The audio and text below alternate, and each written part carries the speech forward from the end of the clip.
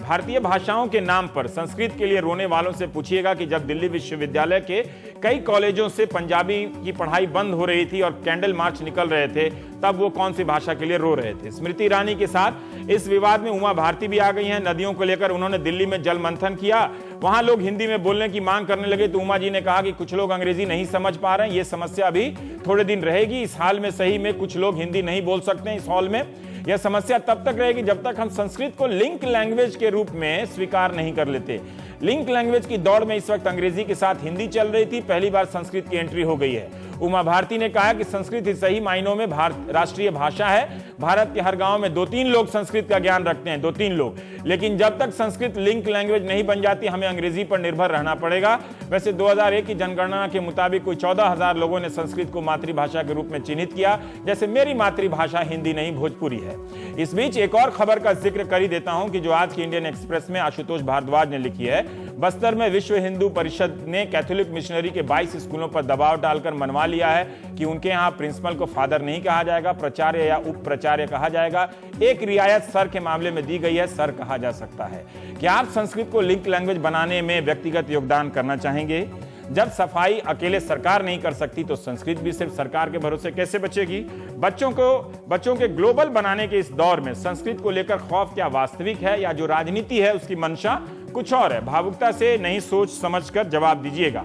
क्या संस्कृत अंग्रेजी की जगह लिंक लैंग्वेज बन सकती है? इन सब के बीच एक सवाल और भी रहना चाहिए कि वो है संस्कृत की छवि को लेकर, उसके साथ राजनीतिक नाइंसाफी जो हुई है उसे भी लेकर। तो हम प्राइम टाइम में बात करेंगे। हमारे साथ डीके झा हैं, अध्यक्ष हैं संस्कृत शिक्षक संघ के। स्टूडियो में प्रोफेसर अपूर्वानंद है दिल्ली विश्वविद्यालय के, और स्टूडियो से बाहर सुधांशु त्रिवेदी हैं, प्रवक्ता बीजेपी के, और संजय झा हैं प्रवक्ता कांग्रेस के। तो हम 4 लोग हैं। संस्कृत के लिए काफ़ी है इतना। सुधांशु जी, ये सब बयान है या सचमुच आप संस्कृत को लिंक लैंग्वेज बनाने जा रहे हैं हिंदी की जगह? देखिए, एक यथार्थ है संस्कृत को लेकर। अगर हम देखें तो भारत में मातृभाषा सिर्फ एक है संस्कृत, बाकी सब भ्रातृभाषाएं हैं। यानी संस्कृत से निकली हैं और वो सब जैसे भाई होते हैं, एक ही माँ के। मैं तो वो नहीं जानता। मेरी मातृभाषा भोजपुरी है, ये बड़ा स्पष्ट है। हाँ, देखिए ऐसा है ना कि कौन भिन्न भिन्न भाषाएं हैं, बोलियां हैं। बोली और भाषा में भी अब राजनीति होने लगी है। वो छोड़िए, वो परिभाषा में नहीं आते हैं। उस विषय पे हम उसको छोड़ देते हैं। तो जहां तक सिर्फ भारत ही नहीं, विश्व की अधिकांश भाषाओं की मूल संस्कृत है। ये किसने कहा है? हमने नहीं कहा है। ये सर विलियम जोन्स ने, जो Royal Asiatic Society of Bengal के चेयरमैन थे, उन्होंने 19वीं शताब्दी में यह बात प्रतिपादित की थी। और जिसमें ब्रिटिश, मतलब इंग्लिश से लेके जर्मन, फ्रेंच, सारी भाषाएं। नहीं, मैं संस्कृत की खूबियों की बात नहीं कर रहा हूं। वो है, संस्कृत की भाषा की खूबी है, वो स्वीकृत है। इस बहस में एज्यूम्ड है कि हम उसकी खूबी से इनकार नहीं कर रहे हैं। लेकिन मैं ये जानना चाहता हूं कि क्या उमा भारती की बात में सचमुच इतना दम है कि अंग्रेजी की जगह आप संस्कृत को लिंक लैंग्वेज बना सकते हैं? ये संभावना आज है क्या? संस्कृत में तो खूबी है, आप कैसे बनाएंगे बताइए? आपने कहां बना दिया है? मध्य प्रदेश, छत्तीसगढ़, गुजरात, यूपी, सब जगह आप शासन में रहे, कहां आपने लिंक लैंग्वेज बना दिया संस्कृत का? देखिए रवि जी, एक तो अगर हम लोग ये मान ही लेते कि संस्कृत के अंदर बहुत खूबियां हैं, तो आज हमारी ये डिबेट का विषय ही नहीं होता।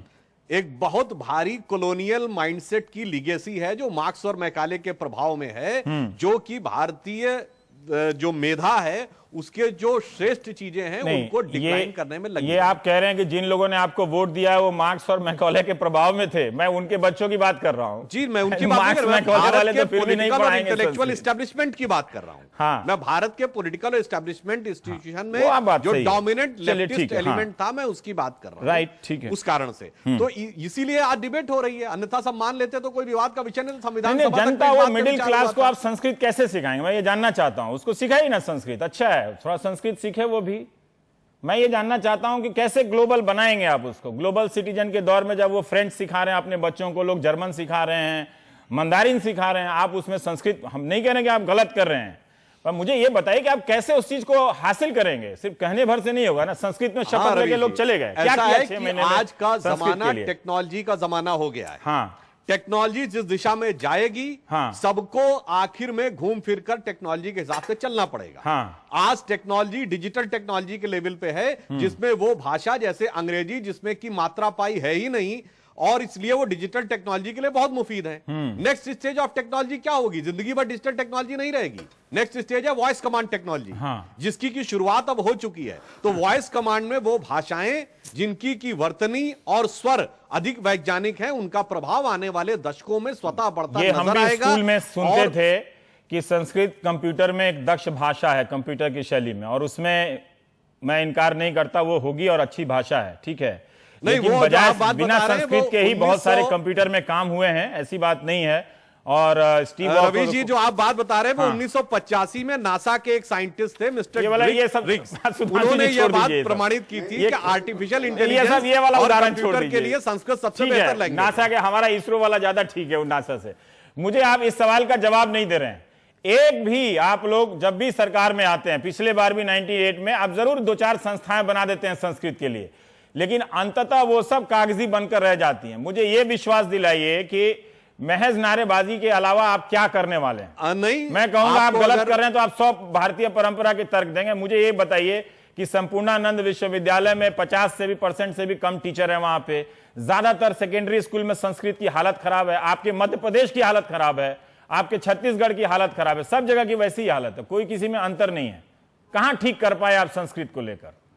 देखिए, जो संस्कृत के प्रभाव का विषय था वो राष्ट्रीय परिप्रेक्ष्य का विषय था। हमारी सरकारों ने अपनी सीमा में रहते हुए कई महत्वपूर्ण कार्य किए। उदाहरण के लिए उत्तर प्रदेश में हिंदी में तृतीय पेपर अनिवार्य संस्कृत का हमारी सरकार के जमाने में 1991 में लागू किया। यही सब इससे कहीं ना कहीं पर आपके पास है ना कि पेपर अनिवार्य कर दिया, बोर्ड बना दिया। और अभिरुचि दोनों की हमने सुधांशु जी, हो सकता है मैं ज्यादा टोक रहा हूं, लेकिन मुझे इस सवाल का जवाब चाहिए आपसे कि आप इस भाषा को कैसे आज की तारीख में लिंक लैंग्वेज बना देंगे, क्या करेंगे, कैसे बना देंगे? मुझे समझ में नहीं आती है कि लिंक लैंग्वेज बनाने वाला जो उमा भारती जी का बयान है, वो उन्होंने एक स्पेसिफिक संदर्भ में अपना एक विचार कहा है। अगर उस दृष्टि से देखें तो संविधान सभा में संस्कृत को राष्ट्रीय भाषा बनाने का विचार भी हुआ था, ये लिखित कार्रवाई का पार्ट है, और प्रस्ताव करने वालों में डॉक्टर अंबेडकर जैसे लोग भी थे।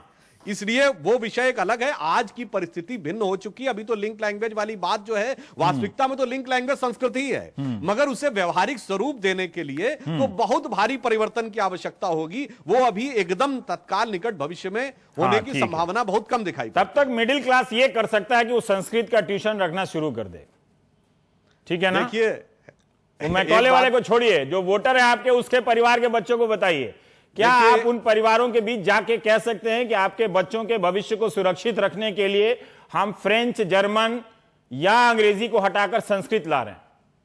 देखिए, उधर बात कीजिए, मैकॉले वाला छोड़िए, वो गॉन केस है वो सब। हाँ, नहीं, वो तो गॉन केस है। मैं कह रहा हूं फ्यूचर देखिए, जहां टेक्नोलॉजी आपको ले जाने वाली है। कोई भी लैंग्वेज होती है, उसको देखने के तीन डायमेंशंस होते हैं जिसपे उसको कसौटी पे घुमा दे रहे हैं बॉल को, स्पिनर हैं आप बड़े अच्छे। सुनिए, प्रभावकता होती है, वैज्ञानिकता होती है और संस्कार होते हैं। हर लैंग्वेज 3 चीजों से बेस पे चलती है। जो लैंग्वेज परफेक्ट होगी, अल्टीमेटली पूरे संसार को उसकी तरफ जाना पड़ेगा, संस्कृत की तरफ। और अब ये जमाना चला गया जब लोगों ने सत्ता के दम पर चीजों को स्थापित किया था। अब वैज्ञानिकता और प्रामाणिकता के दम पर जब भी आप लोग सत्ता में आते हैं तभी संस्कृत करते हैं।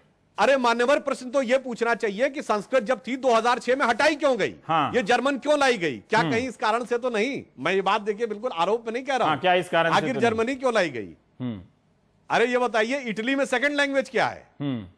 इटली में Italian is the first language. आप जानते हैं कि संस्कृत के योगदान में जर्मनी का बड़ा योगदान है, संस्कृत के विकास में। उसके और मैं ये कह रहा हूं कि संस्कृत के विकास में प्रधानमंत्री नरेंद्र मोदी ने एक कोट किया था कि जर्मनी में संस्कृत में रेडियो पर खबरें पढ़ी जाती हैं, जैसे भाषण में बोल रहे थे।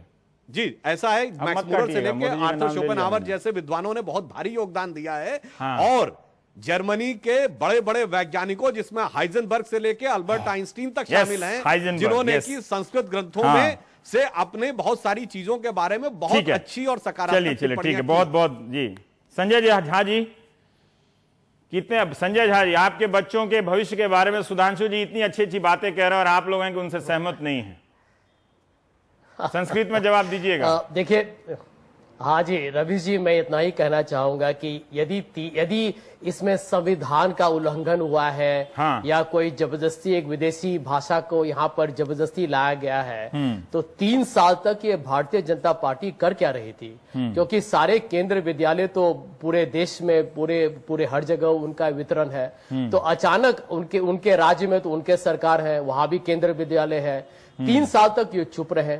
अचानक अकस्मात इनके दिल को बहुत दर्द पहुंचा है कि यहाँ हमारी एक संस्कृति के साथ मजाक किया जा रहा है। ये सब मैं समझता हूं कि बेबुनियादी नहीं, ये बेतुका आरोप है।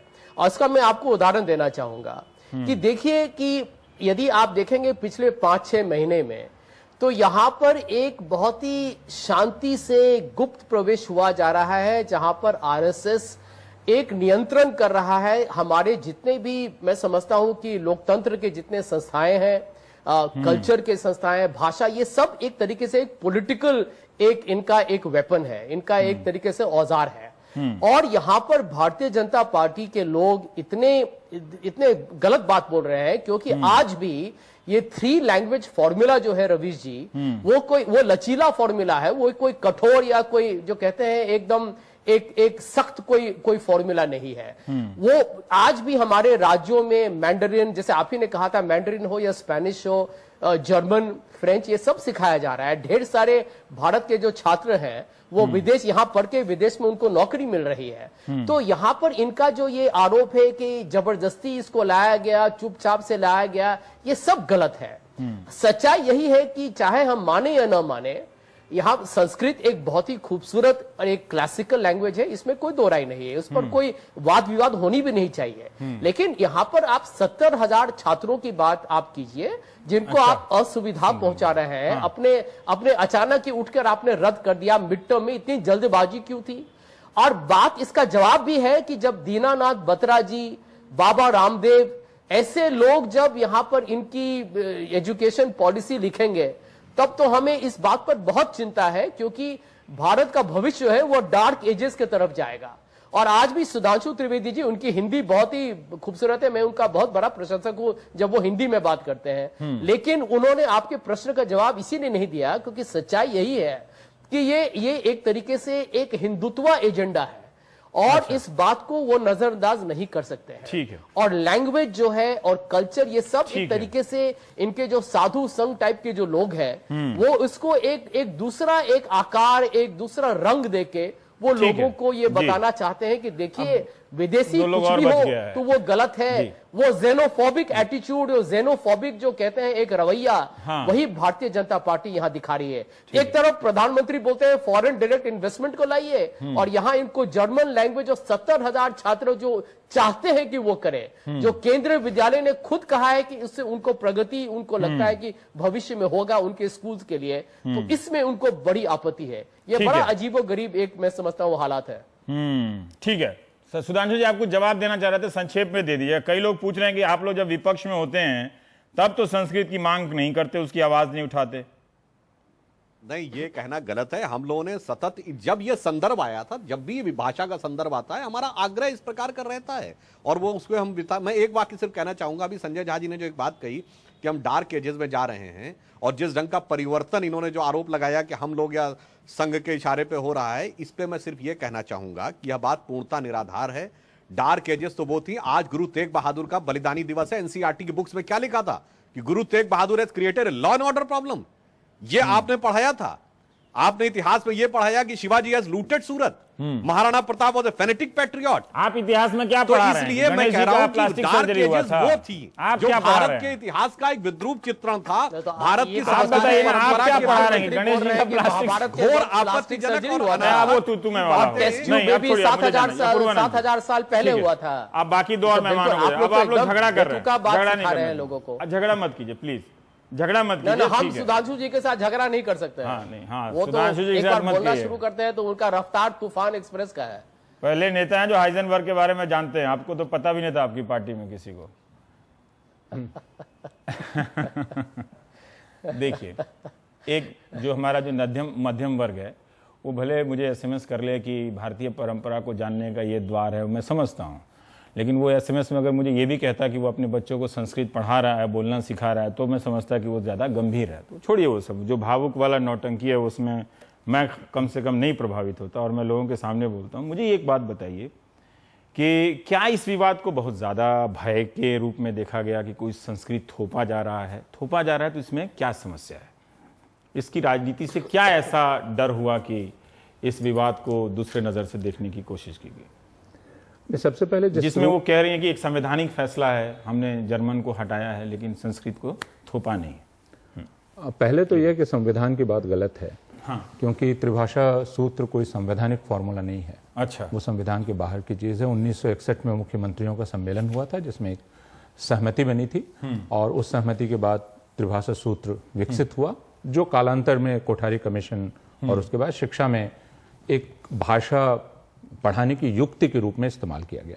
तो इसको सबसे पहले समझ लेना जरूरी है कि त्रिभाषा सूत्र कोई संवैधानिक व्यवस्था नहीं है। अच्छा। एक पॉलिसी हो सकती है, एक नीति है, लेकिन वह पुनः भारत की आधिकारिक भाषा नीति भी नहीं है। इस बात को भी समझ लेना बहुत आवश्यक है। यह दस्तावेजों में लिखा हुआ है और यह एक लचीली व्यवस्था है। लेकिन अब तक यह व्यवस्था जिस रूप में चली है वह यह है कि इसमें 3 भाषाएं जो रहेंगी वो भारतीय भाषाएं रहेंगी। अब तक ये रहा है। इसका उद्देश्य क्या था? उद्देश्य सीधा सीधा था कि भारत इतनी भाषाई विविधताओं वाला देश है कि उसमें अगर एक क्षेत्र का बच्चा या बच्ची दूसरे क्षेत्र की भाषा भी सीख सके और एक विदेशी भाषा भी सीख सके। भारत के लिए सबसे सहज उपलब्ध विदेशी भाषा अंग्रेजी थी, इसलिए उसको स्वीकार कर लिया गया। लेकिन मकसद यह था कि एक दूसरे क्षेत्र की भाषा सीखी जाए। अब इस त्रिभाषा सूत्र का लाभ सबसे ज्यादा उठाया तो दक्षिण भारत के लोगों ने उठाया। जहां अगर आप केरल चले जाएं या कर्नाटक चले जाएं या तमिलनाडु चले जाएं तो एक व्यक्ति 3 या 4 भाषाएं जानता है। लेकिन अगर आप हमारे प्रदेशों में चले आए, उत्तर प्रदेश, बिहार, बाकी जगहों में, तो हमने धोखाधड़ी की। हमने हिंदी रखी, अंग्रेजी रखी और संस्कृत रख दी। तो हम संस्कृत तो जान नहीं पाए क्योंकि संस्कृत लेने का उद्देश्य अधिक अंक लेना था। हम अपने स्कूल से जानते हैं कि संस्कृत लेने का अंक मतलब था कि आपको अधिक अंक मिल जाएंगे, धातु रूप आप रट लेंगे। संस्कृत जिस तरह पढ़ाई जाती है, एक रट्टू भाषा के रूप में संस्कृत को पढ़ाया जाता है। तो आपने संस्कृत पढ़ी, अंक लिए और संस्कृत को भूल गए। तो संस्कृत का लाभ तो आपने लिया नहीं और त्रिभाषा सूत्र का जो की पूरी आत्मा थी उसको आपने नष्ट कर दिया। और कोई दूसरी भारतीय भाषा आपने नहीं सीखी। कोई बिहार का रहने वाला, उत्तर प्रदेश का रहने वाला, दिल्ली का रहने वाला ये दूसरी भारतीय भाषा एक संदर्भ बन गई बात। मैं ये जानना चाहता हूं कि अभी इतना इससे डरने की क्या बात है? डरने की कोई बात नहीं है। मेरा कहना सिर्फ यह है कि इसे इसके सही परिप्रेक्ष्य में रखकर देखा जाना चाहिए। इसमें जो हड़बड़ी है या पुनः बाकी जितने नीतिगत फैसले होते हैं उनमें ली जाने वाली हड़बड़ियों की तरह ही हड़बड़ी है। अगर आपको जर्मन भाषा को त्रिभाषा सूत्र से हटाना था और चौथी भाषा के रूप में प्रस्तावित करना था तो इसे क्रमशः किया जा सकता था। सत्र के बीच में नहीं किया जाना चाहिए था। 70,000 बच्चों का आपको ख्याल रखना चाहिए था। इसका भी सर्वेक्षण करना चाहिए था कि त्रिभाषा सूत्र अब तक जिस रूप में चला है क्या उस रूप में वह चल रहा है। और केंद्रीय विद्यालय संगठन जिसने जर्मन भाषा को यहां लगा दिया, केंद्रीय भाषा संगठन स्वयं दूसरी भाषाओं के संदर्भ में क्या कर रहा है? यानी वह पहली कक्षा से क्या वह अंग्रेजी भाषा को शिक्षा के माध्यम के रूप में इस्तेमाल नहीं कर रहा है?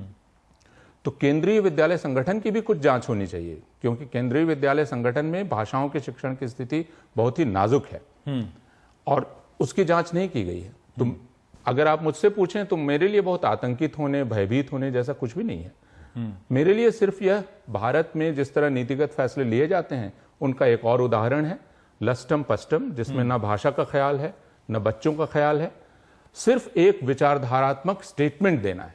तो वो स्टेटमेंट दे दिया गया कि अगर आप बता सकने की स्थिति में है तो जैसे आज इकोनॉमिक टाइम्स की खबर थी कि प्राइवेट स्कूलों से भी कहा जाएगा कि आप त्रिभाषा फॉर्मूले के तहत संस्कृत ही पढ़ाएं। क्या इससे उन स्कूलों में जहां बच्चे विदेशी भाषाओं को ऑप्ट करते हैं उस पर असर पड़ेगा? पड़ेगा, क्योंकि अगर सीबीएसई ऐसा कहेगी तो उसे न मानने का कोई उपाय ही नहीं है, उसे करना पड़ेगा। लेकिन यह भी देखना चाहिए कि क्या बच्चे जर्मन या फ्रेंच या मैंडरीन पढ़ना चाह रहे हैं और पढ़ना चाह रहे हैं तो क्या उसकी पूरी व्यवस्था है, क्या प्रशिक्षित शिक्षक वहां मौजूद हैं, क्या संस्कृत के ही ट्रेन टीचर्स वहां मौजूद हैं जो संस्कृत पढ़ाएंगे। आपने अभी संस्कृत कह दिया, कौन पढ़ाएगा संस्कृत? अब आप एश्योरेंस क्या दे रहे हैं, आश्वासन आप ये दे रहे हैं कि नहीं नहीं F1 FA1 का जो आपका मार्क्स है उसको हम कैरी ओवर कर देंगे। तो आश्वासन क्या है कि आपके अंक सुरक्षित रहेंगे, इसमें भाषा से जुड़ा हुआ कोई आश्वासन नहीं है। पास कर देंगे, नंबर दे देंगे, पास कर देंगे, नंबर दे देंगे। जैसा मैंने कहा कि हमारे बचपन में भी संस्कृत लेने का मतलब था अंक मिलना, तो अंक दे दीजिए, एक धोखे की स्थिति में लोगों को रखिए। भाषा सीख तो कोई भी नहीं रहा है। मेरा तो यह कहना है हिंदी के अध्यापक के रूप में कि क्या हमारे देश में हिंदी कायदे से सिखाई जा रही है और सीखी जा रही है या अंग्रेजी? ठीक है, तो फिर हम बाकी जगहों पे कहां जा रहे हैं? झा जी मुझे एक बात बताइए कि इस विषय को, जर्मन भाषा को अगर हटाना ही था तो सत्र पूरा हो जाता। 70,000 बच्चों को आप ही को अचानक अभी हटा दे दो आधा टर्म के बाद और बोले कि आप अंग्रेजी पढ़िए, पढ़ लीजिएगा। सर सिंपल बात बताइए। सबसे बड़ी बात तो ये है, वो ठीक है कि 70,000 की संख्या बहुत कम है। संगठन में हाँ। जो जर्मन या अन्य विदेशी भाषाएं पढ़ाई जाती थी, हाँ। वो असंवैधानिक थी। हाँ। हमारे भाई ने अभी उन्होंने कहा कि संविधान में कोई प्रावधान नहीं है त्रिभाषा का, तो असंवैधानिक कैसे हो गई?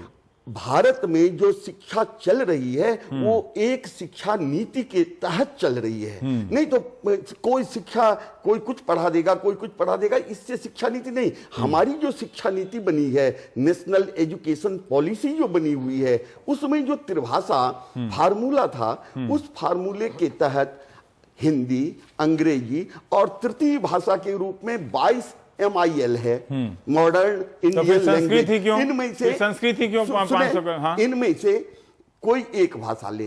अब संस्कृत के लिए सबसे पहले तो मैं एक आपत्ति दर्ज करूंगा। ये जो राजनेता इसे राजनीतिक रंग दे रहे हैं, मैं सख्त खिलाफ हूं। सबसे पहले आवाज, वो रंग ना दे तो संस्कृत को कोई पूछेगा भी नहीं, ये भी सच्चाई है। सुनिए, सबसे ये भी सच्चाई है कि वो जितना रंग ना दे। 1911 से जब संस्कृत के स्थान पर विदेशी भाषाओं का पठन पाठन शुरू हुआ तो झा जी मुझे एक बात का जवाब, पहले मेरी बातों को पूरी होने दीजिए। संस्कृत शिक्षक संघ ने ITI डाला।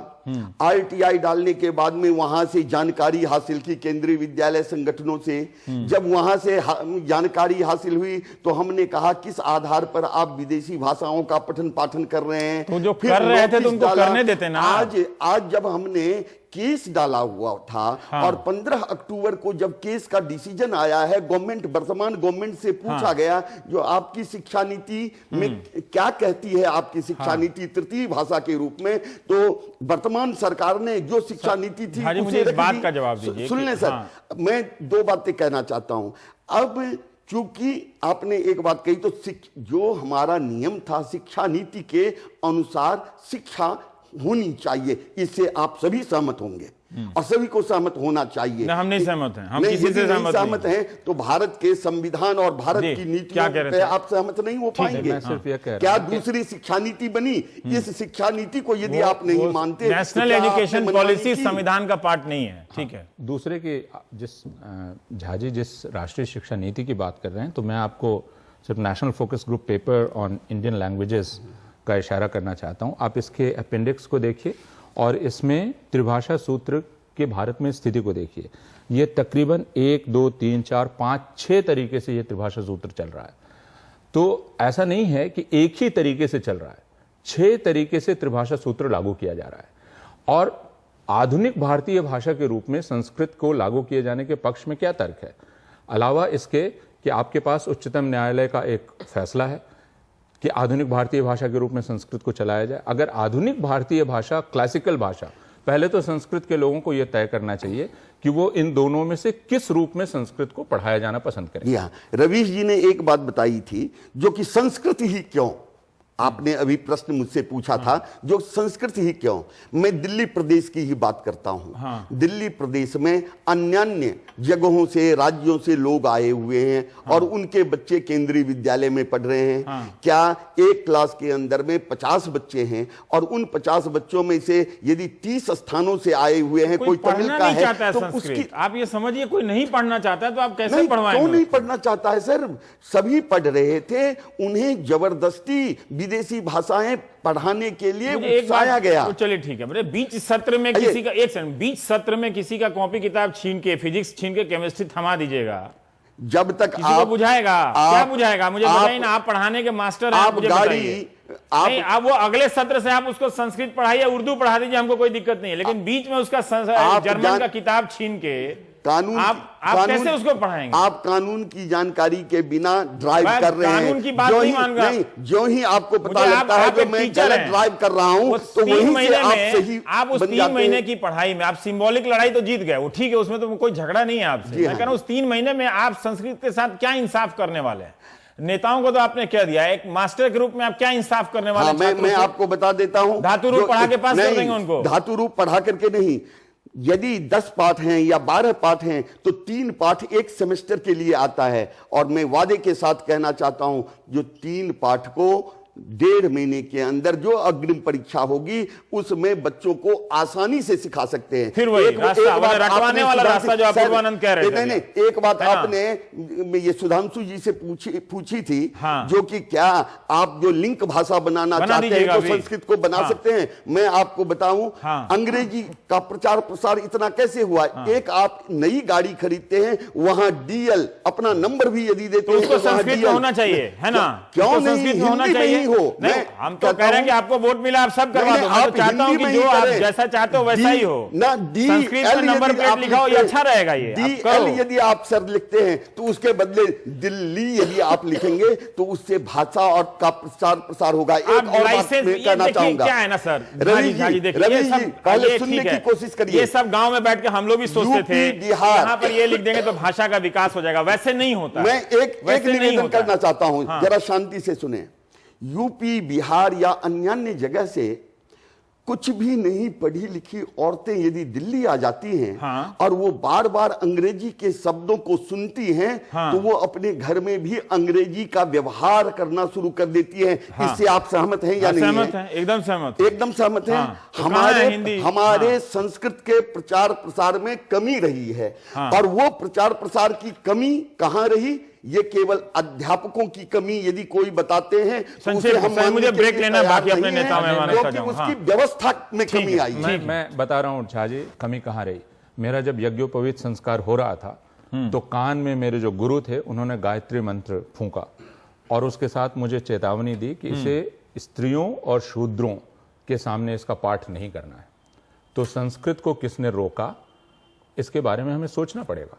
मुझे अपने गुरु की वह बात याद है कि स्त्रियों और शूद्रों के सामने गायत्री मंत्र का गुरु पाठ तो सबका नहीं पिता होता है। एक बात ब्रेक ले लेते हैं। मैं 11वीं में पढ़ाता हूं, पूछना है कि ये भाषा को लेकर जब भी इनकी सरकार आती है इस तरह के संदेह क्यों फैल जाते हैं? 11वीं में पढ़ाता हूं, उत्तिष्ठत जाग्रत प्राप्य वरान निबोधत, उठो जागो, अब बड़ों को प्राप्त करके और जागो, जागृत हो। ये तो सब भाषा में कहा गया है। ये बात नहीं, एक बात बताएं, छोटा सा ब्रेक ले लेते हैं। मेरे दर्शकों को प्लीज मत एक बात बताएं, टेलीविजन के दर्शकों के साथ मत जगाइए। शूद्रों के लिए या कास्ट के लिए ब्रेक के बाद आएंगे। अब देख लिया आपने इनका। मैं थोड़ा राजनीतिक सवाल आपसे करना चाहता हूं कि जब भी आपकी सरकार आती है हिंदी और संस्कृत को लेकर बड़ा बवाल मच जाता है।